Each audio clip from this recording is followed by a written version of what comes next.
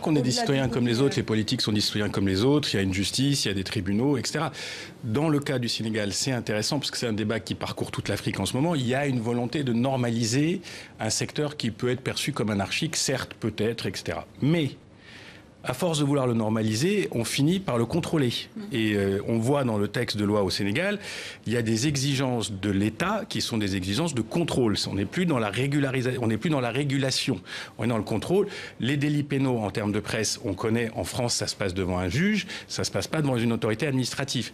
Je pense que mon expérience à moi, c'est que dans le monde entier, là où le juge a la main, ça se passe pas trop mal. Là où l'État a la main, ça se passe pas très bien. Et concrètement, la commission qui donne la carte de journaliste, eh bien, il y a des représentants du ministère du Travail, du ministère de la Communication, du ministère de, je ne sais plus, de l'Intérieur. C'est l'État. Ce qui n'est pas, par exemple, en France, ce ne sont que des salariés et des employeurs.